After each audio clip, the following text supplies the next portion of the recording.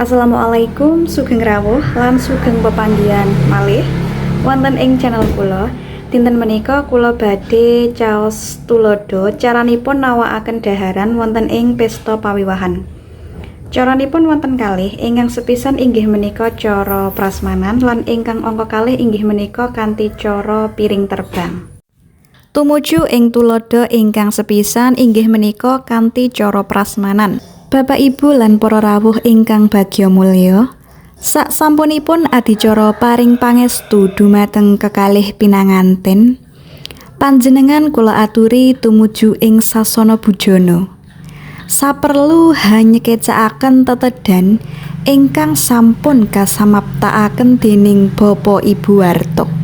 Kula aturi panjenengan dhahar saha ngunjuk kanthi mardu mardikaning penggalih. Saestu nyuwun rumentahing saksama manawi kirang sekeca anggenipun caos palenggahan tuwin dhaharan. Salajengipun tulodo ingkang angka kalih inggih menika kanthi cara piring terbang. Bapak Ibu saha para tamu undangan ingkang kinurmatan, minangka tandha raos syukur pakurmatan saking keluarga pinanganten, keparenga para sinoman ngaturaken dhaharan saha unjukan wonten ngarsa panjenengan sedaya.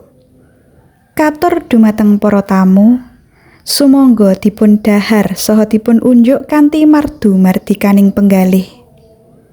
Mugia dhaharan ingkang sumadya saged meranani penggalih saha mbeta berkah kagem kita sedaya. Matur nuwun.